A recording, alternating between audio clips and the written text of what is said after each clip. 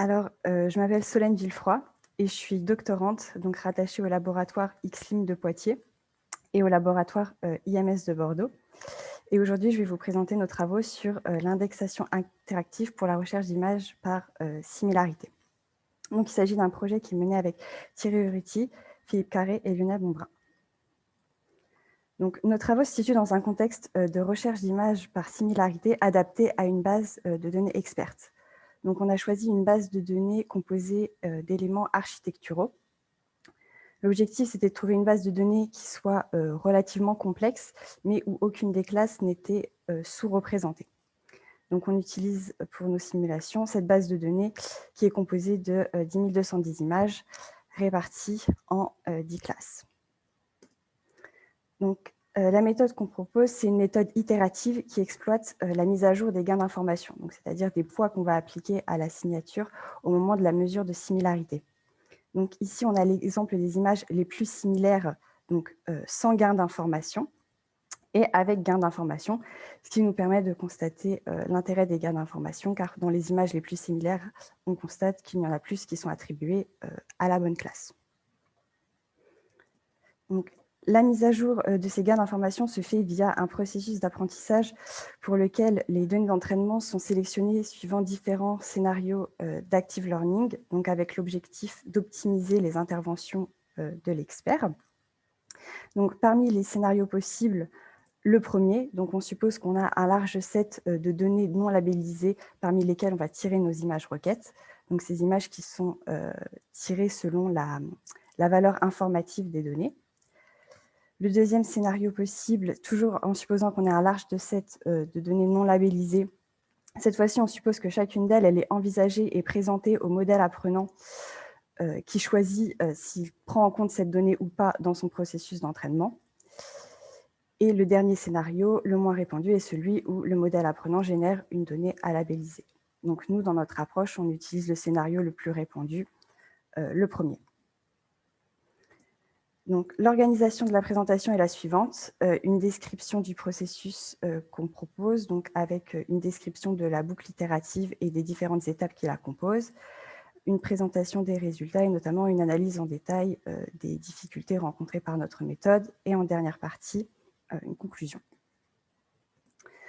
Donc, le processus itératif et interactif est illustré sur ce schéma, partant d'une base de données sans aucun label. On va exploiter la recherche d'images par similarité pour l'indexation en incluant l'utilisation de gains d'informations qui sont mis à jour à chaque itération pour la mesure de similarité. Donc, maintenant, on va expliquer chacune des étapes. En pré-traitement, dans un contexte d'indexation d'images par similarité, on s'intéresse dans un premier temps à l'élaboration des signatures, donc l'encodage des images. Et pour cela, on exploite les approches deep learning et plus précisément les réseaux de neurones convolutifs pour le traitement de l'image. Donc, on a envisagé et testé plusieurs réseaux de neurones parmi les plus classiques, donc les réseaux VGG, VGG16, VGG19, ResNet, Inception. Les signatures de nos images sont composées d'une ou plusieurs sorties de ces réseaux de neurones convolutifs. Donc, on prend ces réseaux de neurones convolutifs entraînés sur la base de données ImageNet. Donc, on exploite le transfer learning.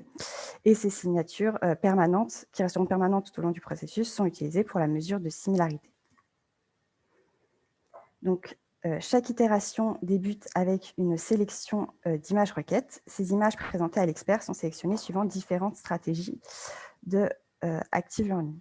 Donc, à la première itération, on n'a aucune donnée labellisée, donc on n'a pas d'autre choix que de faire un tirage aléatoire. Mais pour les itérations suivantes, on peut exploiter un certain nombre de données annotées, ce qui permet d'envisager des approches active learning et notamment l'utilisation d'un classifieur SVM. Donc, nous, on a décidé d'exploiter deux approches opposées.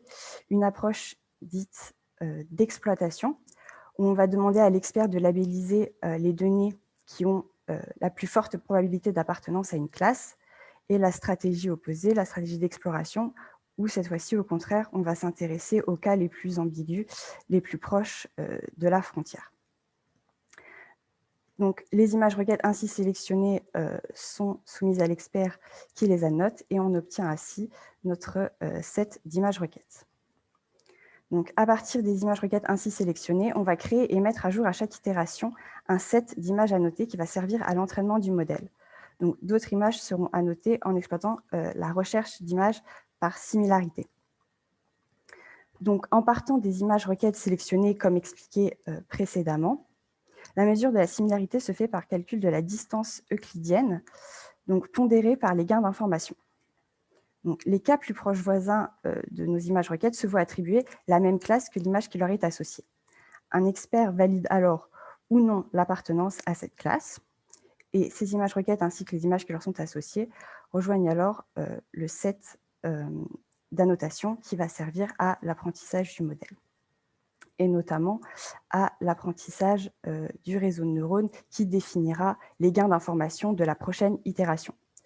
Donc, ce réseau de neurones, c'est simplement un réseau de neurones composé d'une couche entièrement connectée, couche de classification, donc, qui prend en entrée les signatures supposées de longueur n dont on a parlé en début de présentation. Et donc, ce réseau est entraîné sur le set d'annotation agrémenté, comme expliqué précédemment. Donc, les gains d'information, ça va être les poids associés à la couche de classification pour les discriminer selon les différentes classes. Donc, les IG d'une classe sont définis comme les poids rattachés aux neurones de cette classe. Donc, pour une signature de longueur n, on dispose de n gains d'information pour chacune de nos classes. Donc, les IG sont mis à jour à chaque itération avec un apprentissage sur un set d'annotation de plus en plus complet, et ils sont utilisés pour le calcul de similarité des signatures de l'itération suivante. Donc, ils pondèrent la distance euclidienne qui permet d'estimer la similarité de deux images. Donc, le set d'annotation sert également à l'entraînement du classifieur SVM qui va permettre de définir les images requêtes qui débuteront l'itération suivante. Donc, pour évaluer les performances de notre méthode, on va s'intéresser aux taux d'indexation corrects parmi les images similaires, donc en parcourant toute la base de données. Si on prend l'exemple de cette image et qu'on s'intéresse aux 10 images considérées comme les plus proches, donc au sens de la distance euclidienne pondérée par les gains d'information, on constate qu'il y en a seulement 8 qui sont correctement attribués à la bonne classe. Donc, ce qui nous fait une accuracy de 8. On parcourt toute la base de données et on a ainsi un moyen d'évaluer la performance de notre algorithme. Donc, les gains d'information sont initialisés uniformément à 1, ce qui fait que notre premier point, le premier point initial, revient à une mesure de similarité sans gain d'information. C'est donc notre premier point de comparaison. Et le deuxième concerne cette fois-ci une mesure de similarité où on suppose les gains d'information qui auraient été appris sur l'intégralité de la base de données. C'est la limite théorique de notre méthode. Donc, sur ce slide, on peut constater l'apport du gain d'information par rapport à notre point initial. La comparaison des différentes méthodes de sélection d'images requêtes qu'on a citées précédemment, donc aléatoire, exploitation et exploration, permettent de constater qu'une approche dite exploration, pour notre base de données, permet d'approcher plus rapidement la valeur seuil. Si on s'intéresse en détail aux résultats de la méthode, on constate alors certaines difficultés rencontrées par notre algorithme. Donc ici, on a la matrice de confusion. Et si on regarde en détail les valeurs, on peut notamment noter une confusion élevée pour la classe vitrail et dôme intérieur. Et en effet, lorsqu'on regarde les échantillons de la classe, on constate une forte similitude visuelle entre les deux. Un autre problème qu'on a rencontré était lié à la prise de vue, à la capture de certaines images.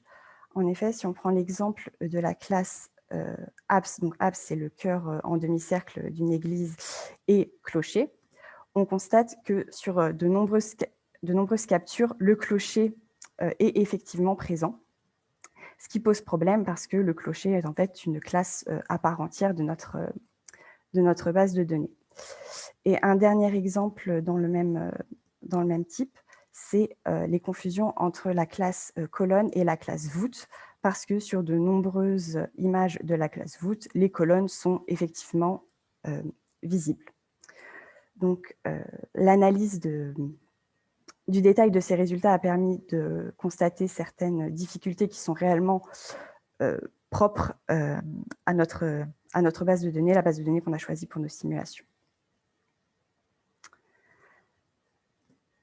En conclusion, on a proposé une structure itérative et interactive qui permet l'exploitation des gains d'informations et leur mise à jour à chaque passage dans la boucle, et également la validation de cette méthode sur une base de données relativement complexe, Architectural Heritage Element. Aujourd'hui, les perspectives à explorer, ce sont les combinaisons de stratégies d'active learning, donc exploration, exploitation, et également l'application de la méthode à d'autres bases de données. Je vous remercie de m'avoir écouté. Si vous avez des questions. Merci Solène. Alors, voilà, merci. Donc on m'a dit dans l'oreillette que Laurent s'était absenté, donc il va falloir qu'un autre Laurent ou une Laurent pose une question. Ah non, il ne s'est pas absenté, il est revenu. Mais en même temps, s'il n'a pas assisté à la présentation, ça va être compliqué pour lui de poser une question. J'avais des problèmes de jury, pardon. Moi, une première question, peut-être, c'est quoi la suite qui est envisagée au travail qui a été présenté? Parce que, donc, est-ce que c'est d'aller regarder ce que ça donne sur des jeux de données qui ne sont pas ceux sur lesquels vous avez testé? Est-ce que c'est de continuer à essayer d'améliorer la méthode qui a été développée? Qu'est-ce qui est prévu pour la suite? Pour la suite, on aimerait bien pouvoir explorer de nouvelles stratégies d'active learning, donc de sélection des images requêtes. On constate au fur et à mesure des itérations qu'au bout de 10 itérations, par exemple, on a présenté à l'expert, l'expert a annoté environ 18% de la base de données, mais si on regarde en détail la répartition de ces images annotées au sein des différentes classes, on se demande s'il n'y aurait pas une répartition qui serait plus avantageuse pour l'apprentissage de nos gains d'informations. Mais du coup, qui impliquerait de mélanger cette approche d'exploitation où on demande la labellisation des images certaines et exploration où on s'intéresse aux cas ambigus. Et le fait de devoir demander à quelqu'un de valider des choses, est-ce qu'il n'y a pas un problème de passage à l'échelle à un moment donné? Si vous avez vraiment énormément d'images à traiter, il va falloir valider énormément de choses. Donc, comment vous faites? Enfin, est-ce que l'idée, c'est toujours de valider tout ce qui doit être validé? Ou alors, est-ce qu'à un moment donné, l'ensemble des trucs à valider devient trop grand et il va falloir faire des choix dans cet ensemble-là? Oui, en fait, on choisit les images requêtes qu'on fait annoter de façon à ce que les interventions de l'expert soient optimisées et qu'on obtienne la plus forte accuracy en lui ayant montré au final le moins d'images possible. D'accord. Donc le moins d'images, tant que ça reste raisonnable, on va dire. Oui, c'est ça.